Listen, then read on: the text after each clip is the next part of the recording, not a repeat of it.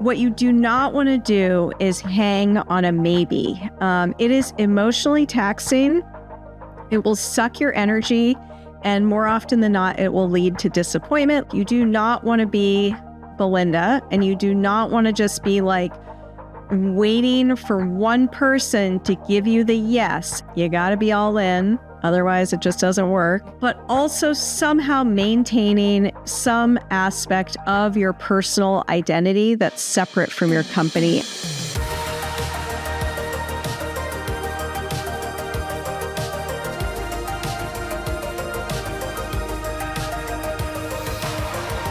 Okay, welcome back to Seed Money. Today we are diving into something a little bit different, but full of insight and good nuggets for the fundraising journey.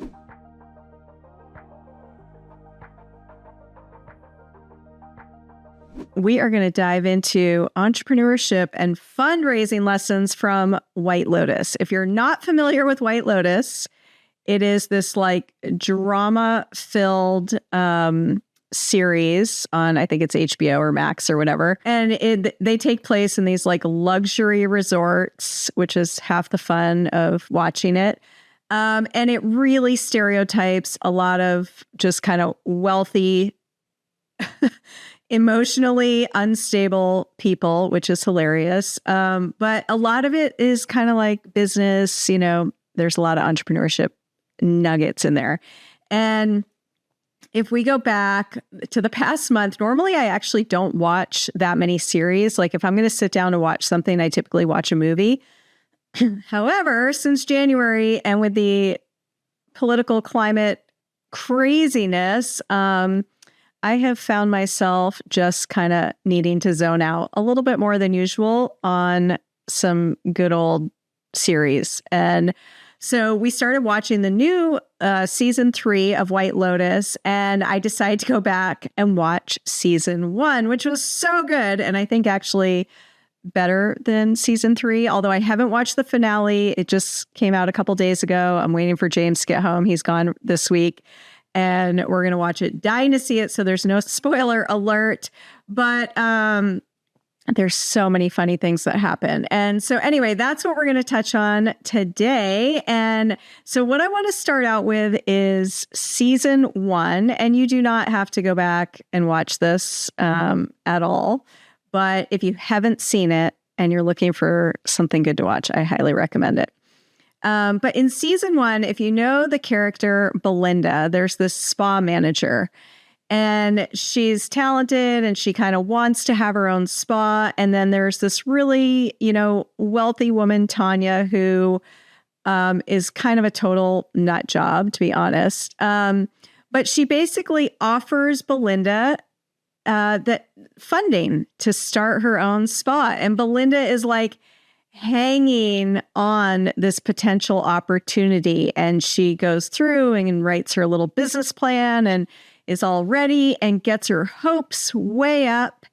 And then Tanya like bails in the last minute and is just like, oh, you know, I need to focus on myself right now. It's not a good time, blah, blah, blah. And anyway, this happens so often in the fundraising process. It's crazy. So there's, you know, 2 ways to look at it. Basically, like, you can be, one way to describe it is being left at the altar, where you get to the very last minute, ready to sign the paperwork, and it falls through. Someone bails for whatever reason, right?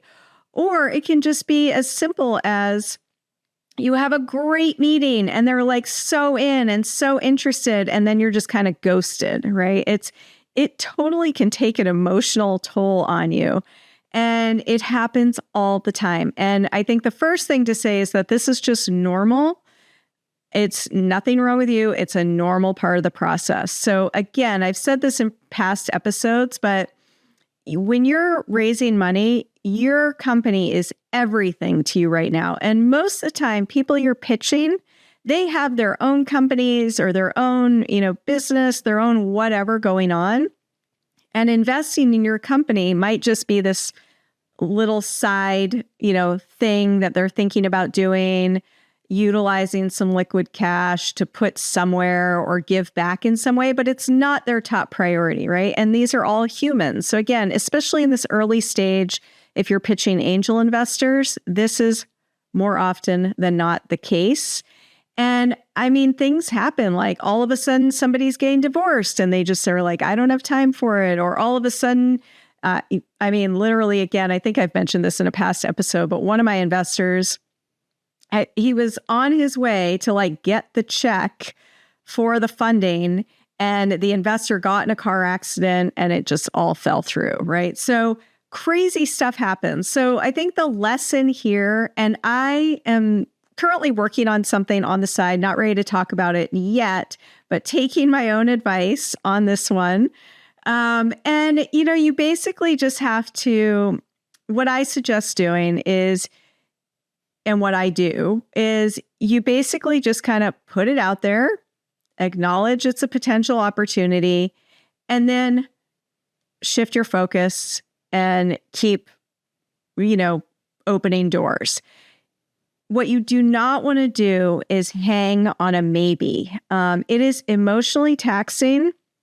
It will suck your energy, and more often than not, it will lead to disappointment, like Belinda and her spa and getting the funding she needed. So anyway, I can't stress that enough. You do not want to be Belinda, and you do not want to just be like waiting for one person to give you the yes. And I swear, especially if something is dragging on, you need to listen to your gut. And usually that is a sign that it's not going to work out. Again, these are humans. Now think about it from their perspective. They also don't want to tell you no. It's not fun telling someone, no, I'm not interested. I don't want to invest. I'm so sorry. I thought I would.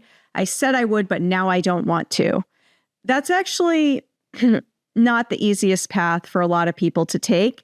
So sometimes people will just end up like stringing you along. And if you get caught in that, again, you're just going to get disappointed. So make the connection, acknowledge there's an opportunity there, follow it through, but immediately be pursuing other investors, meetings, opportunities so that you're not hanging on that one. And I swear, again, energetically, there's something with like letting go of that kind of opens up more opportunity too. There's something when we're hanging on to one specific opportunity, it creates this like energetic scarcity. And that just doesn't help anybody. So that is lesson from season 1 is, just make sure you're not hanging on a maybe, and you're not hanging on just kind of one person, investor, opportunity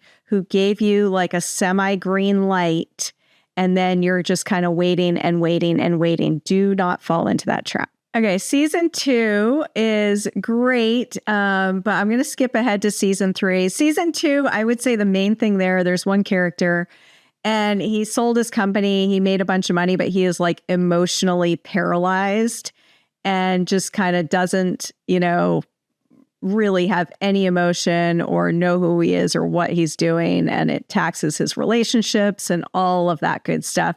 And that ties a little bit into the lesson in season 3 that I want to touch on, where entrepreneurship and business in general becomes your identity.